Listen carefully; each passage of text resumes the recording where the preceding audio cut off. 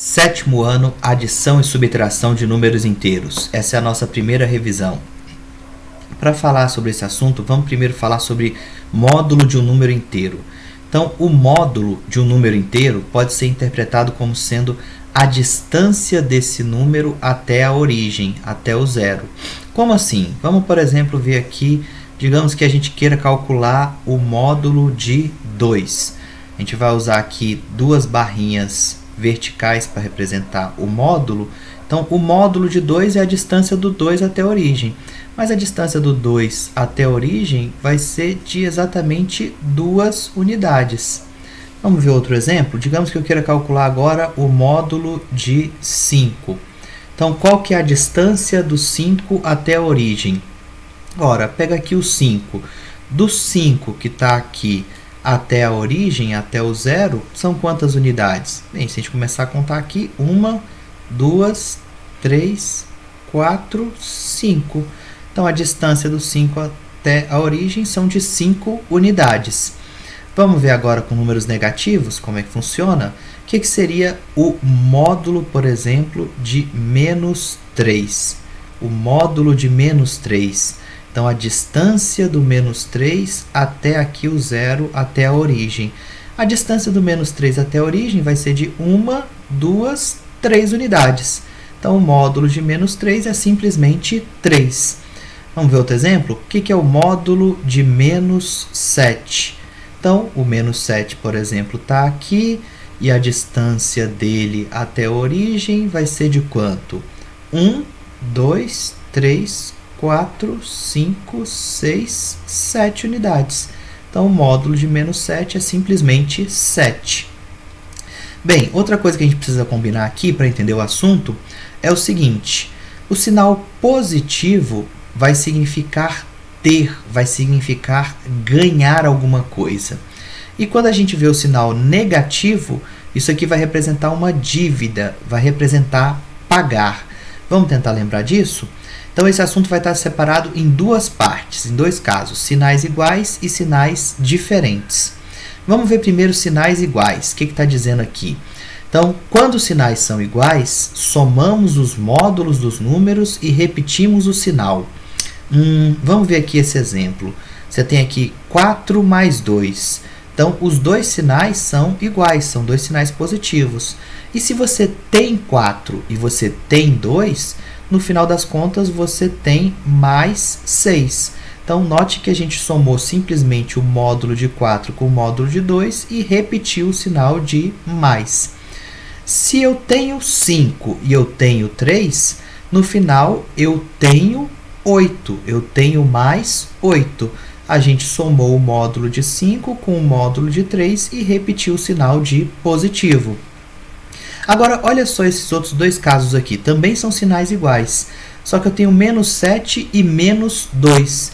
Uma dívida de 7 com uma dívida de 2, isso aqui dá uma dívida de 9. Então, presta atenção no que eu fiz. O módulo de 7 somado com o módulo de 2 dá 9. E a gente repetiu o sinal de menos, né? Como os dois eram negativos, ficou menos 9. Esse exemplo aqui, ó, menos 1 com menos 3. Uma dívida de 1 com uma dívida de 3, isso aqui dá uma dívida de 4. Então, nota que a gente somou o módulo de 1 com o módulo de 3 e repetiu o sinal de menos. Vamos ver outro caso? E quando os sinais são diferentes? Então, quando os sinais são diferentes, achamos a diferença entre os módulos dos números e repetimos o sinal do maior em módulo. Como assim? Vamos ver aqui, ó. Esse primeiro caso, 8 menos 2. Tenta pensar assim, de 8 dá para tirar 2? Dá. E ainda sobra. Então, você ainda fica com mais 6, com 6 positivo. Então, o que a gente fez? A gente achou a diferença entre os módulos. Então, o módulo de 8 menos o módulo de 2 dá 6. E a gente simplesmente repetiu o sinal do maior em módulo. Repetiu o sinal do 8, que era o maior em módulo. Olha só esse outro caso aqui. A gente tem 4 menos 7. De 4, será que tem como tirar 7? De 4 tirar 7, vamos ver isso aqui. Bem, de 4 não dá para tirar 7, só se eu ficar devendo, se eu ficar com uma dívida de 3. Então, ficou menos 3. Então, o que a gente fez? A gente viu a diferença entre os módulos, a diferença entre o 4 e o 7 é de 3. E repetiu o sinal do maior em módulo, que era negativo. Olha esse outro exemplo aqui, ó. Menos 3 mais 8. Se eu tenho uma dívida de 3 e tenho 8 para pagar essa dívida, eu consigo pagar essa dívida? Sim, né? E ainda sobra. Então, eu vou ficar aqui no caso com mais 5. Eu fiquei com 5 positivo. Como é que eu sei que são 5? Porque eu vi a diferença entre o 3 e o 8 em módulo. A diferença, por exemplo, entre uma criança de 3 anos e uma de 8 é de 5 anos. E depois eu só repeti o sinal do maior em módulo, que era positivo. Vamos tentar usar esse mesmo raciocínio aqui, ó. Eu quero fazer menos 9 com mais 6. Se eu tenho uma dívida de 9, com R$6, eu consigo pagar essa dívida? Acho que não, hein? Acho que a gente vai continuar devendo. Mas vai continuar devendo quanto? Vai ser uma dívida de quanto? Vamos ver a diferença entre os módulos. A diferença entre o módulo de 9 e o módulo de 6 vai ser 3. Então, por isso que o resultado vai ser menos 3. Vamos em mais alguns exemplos aqui, só para fechar essa aula. Se você quiser pausar agora e tentar fazer isso sozinho, seria interessante. Já voltou? Então, vamos lá. Mais 5 com mais 3, o resultado desse daqui vai ser mais 8. E menos 8 com menos 1, uma dívida de 8 com uma dívida de 1 é uma dívida de 9. 9 menos 4. De 9, eu tenho 9. Eu consigo tirar 4? Sim.